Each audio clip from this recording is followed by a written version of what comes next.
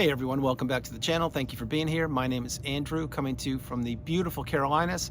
Today's topic is going to be the expiration date of the narcissistic relationship.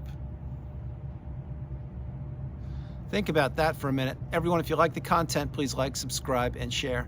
So jumping right in, what is an expiration date? It's when something ends, or it's supposed to end. Example, you buy a carton of milk. If you look at the back of the label, it says expiration date used by whatever it is. That is essentially a narcissistic relationship in a nutshell. And why I say that is because the narcissist, when they enter the relationship with you, they know that there is an expiration date. They know that your resources will become depleted day after day, week after week, month after month, year after year, and that you will only be able to tolerate so much of the toxicity, so much of the manipulation, so much of the gaslighting, the stonewalling, the silent treatment, the smear campaign, blame shifting, rage fits, etc. Because each and every one of us on the planet, we have a threshold, and there's a point in time where you will no longer tolerate certain things, and narcissism is one of the things you're getting the wisdom on my channel. Point being is when you were in the toxic narcissistic relationship, first of all, most likely you did not know what narcissism was because you weren't taught it in school. Second of all, there's a good chance you were in love with the individual who you're thinking about. Or third of all, maybe it was your brother, mom, aunt, uncle, a family member who you just couldn't quite figure out why they didn't treat you properly at family functions, your birthday, at events, at gatherings, in day-to-day life. I'll tell you why, because most likely you are and or were the white sheep or the black sheep, most likely an empath, a kind, loving individual. And many times I hear during one-on-one sessions that these people, the white sheep or the black sheep, they in fact are treated not in a good way, and their siblings or parents try to really pepper them or hammer them with toxicity, and they couldn't wrap their head around it, and they kept working for the family.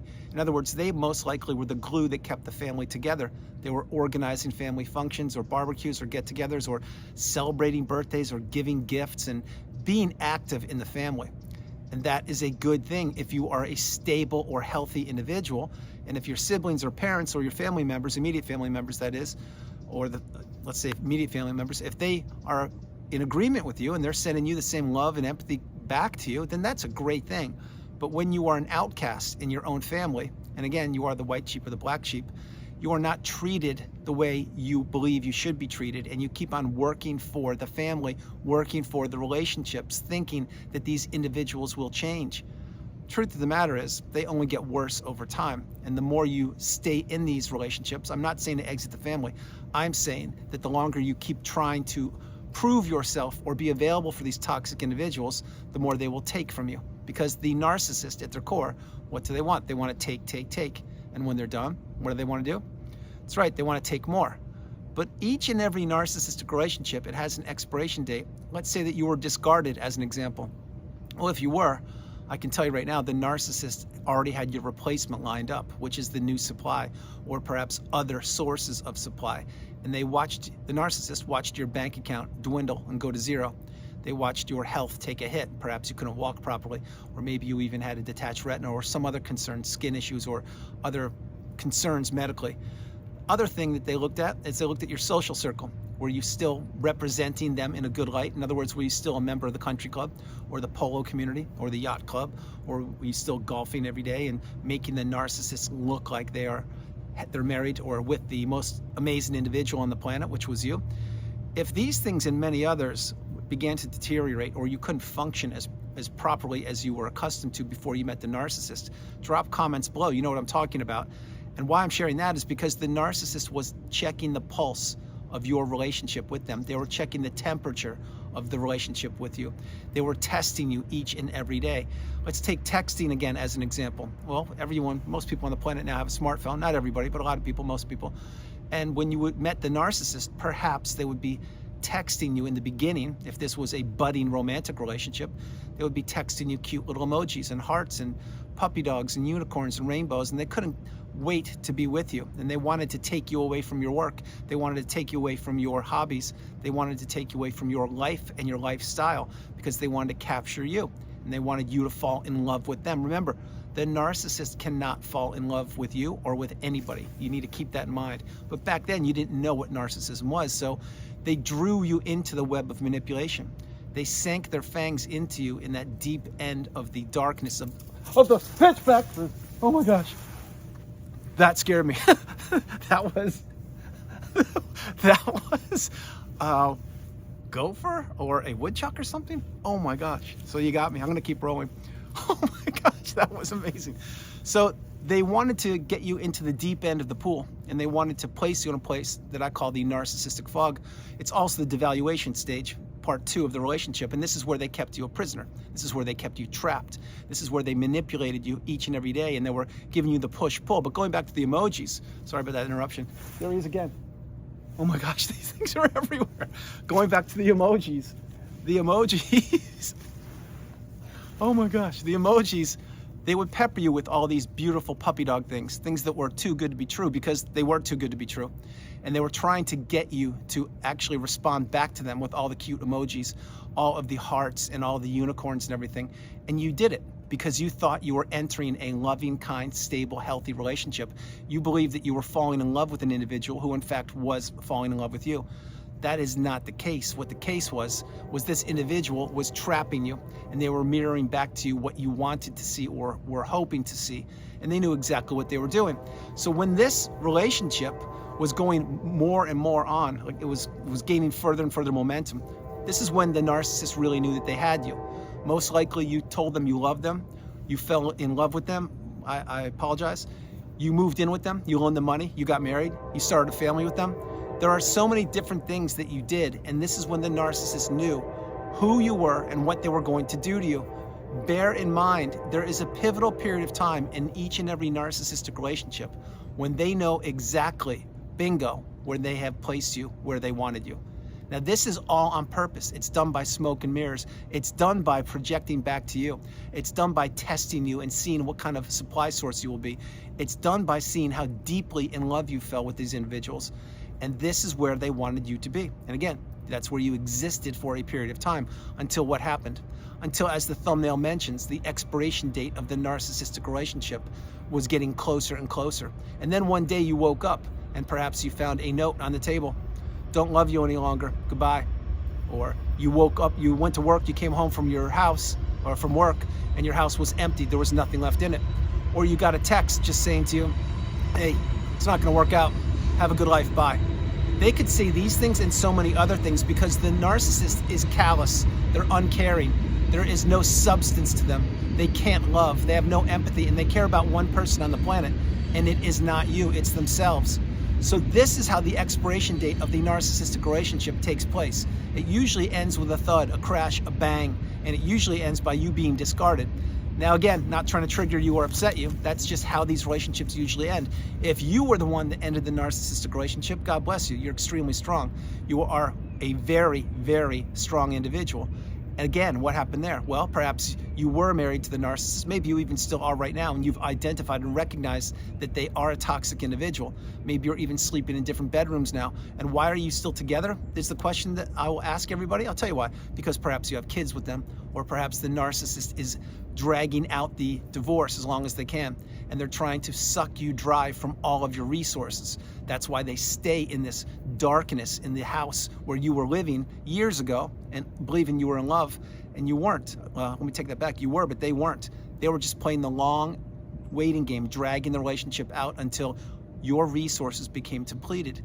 And so this happens over and over and over again. But each and every narcissistic relationship, I will tell you right now, they do have expiration dates. Think of all the former relationships the narcissist blew up before they met you, or the few relationships you were told about, whether they were legitimate or not. Point being, the narcissist cannot sustain any relationship. They can't sustain a relationship with their kids, with their parents, with their siblings, with coworkers, with people in communities and or organizations. They cannot sustain anything because the narcissist believes they're better than you. They believe they're smarter than you. They believe that they're entitled to what you have. They believe that they will pull one over on you whenever they want to. And they do succeed throughout the body of these relationships until they don't any longer. Remember, everything on this planet works until it doesn't. And that is the narcissistic relationship. That's the end. The narcissist can only hoodwink individuals for so long before the people wise up and they figure out, oh my gosh, that's what this person is. No wonder I'm not being treated properly. No wonder I'm being ghosted. No wonder I'm being blamed for things that I should or shouldn't have known about. No wonder this person is not sending me back any texts any longer. In other words, in the beginning, remember, everything you thought was puppies and rainbows and unicorns and butterflies, because you were meant to be trapped and ensnared in that relationship. They were trying to hook you during the love bomb / euphoric stage, and they succeeded. But then throughout the relationship, as they knew they had you, that's when they laid off of the texting. That's when they disappeared for days, weeks, months on end. That's when they said, hey, I just need my space. I just need time. That's when they said, I'm gonna exhibit some really toxic behavior here right before we go to a barbecue or an event, and I'm gonna put you in a bad mood. In other words, I'm gonna create an intentional argument and have you in a bad space of mind. Then we're gonna go to that barbecue, and by the way, you will drive and you will pay for the goods, and you will put your game face on and act like you're having a great time, when 20 minutes ago before we entered the barbecue, I just had a rage fit and blew up in your face. Now I, the narcissist, am full of supply because I just placed you really low and I hammered you and peppered you with abuse. Now you have to try and enjoy yourself at that barbecue and watching me flirt and watching me triangulate people and watching me give other people the attention that you should be getting. This is how the narcissist moves through life. They're always on the quest looking for other sources of supply. They're always looking for the next new shiny thing, which at one point was you.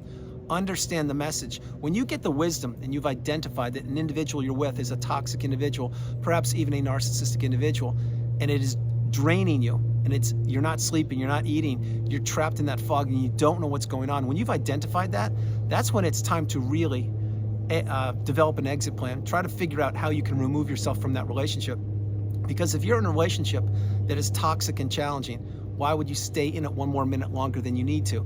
Now again, I mention on the channel frequently, if you are in a family with the narcissist, maybe it's your parents or your siblings or somebody, or maybe you're tethered to the narcissist because you married them or whomever it is, I get it. If you can't exit the relationship now, I do understand that. You can still utilize gray rock, which means become dull and boring and just don't share any information about you, what you're doing, your whereabouts, your hair color, or anything. Just be yourself and drown out the toxicity, drown out the drama, drown out the feeding frenzy that the narcissist has been trying to consume you with.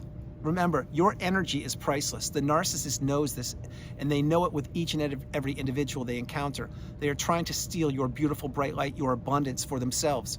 That is why there's an energy shift with you and the narcissist every time you encounter them, because their low vibrational state in the quagmire is where they exist. You exist higher than the stars and the moon. You have a beautiful high vibrational state. The narcissist switched places with you. They trapped you in the narcissistic fog down in the quagmire where they exist, and they took your beautiful bright light and they kept it for a period of time. But now you understand what's going on here. This narcissistic relationship that you're thinking about, it was built on smoke and mirrors. It was built on quicksand. There was no foundation there. And this was not your fault. Remember this. Be kind to yourself. It wasn't your fault. You were manipulated. You were duped, tricked, and trapped. You were sold a bill of goods. The person you're thinking about, the narcissistic toxic individual, they knew exactly what they were doing. They also knew there was an expiration date, and they were counting the days when they could discard you or throw you away like a sheet of paper and crumble you up and throw you on the freeway. That's what these people do. Not always, but many times. That is why throughout the body of the relationship, many times you would be catching on to this, the poor behavior, and you would be calling them out or having a boundary or saying something to them. What would they do usually? Either A, they would deflect the question or the comment and just laugh it off or leave or not say something like, I don't want to talk about it, or what do you talk, or they would shift the attention of the direction of the conversation. Or B, they would give you a mini little love bomb stage. Maybe you had a day or two of euphoria, of pleasantness, of calmness, of serenity, of peace, of just being able to be. And yeah, that does happen every once in a blue moon with the narcissist. But then as soon as you got comfortable, what would happen? Boom, rage fit again, or being ghosted, or being invalidated, or being devalued, not being respected, on and on and on. This is the narcissistic abusive cycle. It goes around and around and around. And at one point, you were trapped in the middle of that. Now you are out of it, or you are exiting it, and you are leaving the toxicity of the narcissistic relationship in the past, and you are leaving the narcissist trapped within their own mind, and they need to go feed off of somebody else because they can't feed off of you any longer, because now you have boundaries. Now you do not, you're not a people pleaser. You now can say no, the strongest word in the English language. Remember, when you say no to something or someone, you are saying yes to yourself. And on top of that, you know your value and your worth. And you no longer will tolerate poor toxic behavior from the narcissist or from anybody, because you don't need to. You've now conquered the narcissistic relationship. You've now solved the puzzle, the riddle. You now escaped the narcissistic fog, a place that you were trapped in for a period of time that you did not even know existed, and you did not even know how you got there. But you found your key to the door to unlock your freedom, to unlock your clarity, to unlock your future, to unlock the doors of abundance in front of you, and to keep the narcissist trapped in their own narcissistic fog, because that's where they live, that's where they exist, that's where they thrive.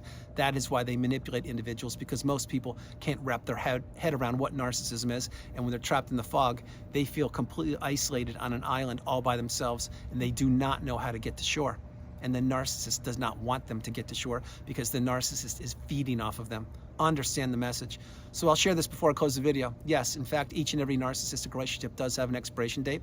Every single one of them. And you could also say that every relationship has an expiration date, and you're correct. But this channel is about exposing the goals. This channel is about exposing behind the mask of the narcissist, to educate you, to have you become awakened and empowered, and to have you become educated and understand you are the priority. You come first, second, and third. And it's to give you the tools of abundance, the tools of growth, the tools of opportunity, and the tools of the future. That is exactly why the channel was created. Now you need to understand that if you exited a toxic narcissistic relationship, drop comments below. If you're in it, look to exit it. Understand that it will not improve. It will only deteriorate over time. So guys, that's the video. I hope you liked it. I loved doing it from the frightening Carolinas. This is Andrew. Namaste. Have a great afternoon, evening, or morning, no matter where you are on the planet. You are not alone. Remember that. You are not alone. I am going to relocate because that creature scared me twice, and I hope I didn't scare you, but wow, I've never had that happen before. God bless you guys. I love you, and I'll talk to you tomorrow. All right, bye.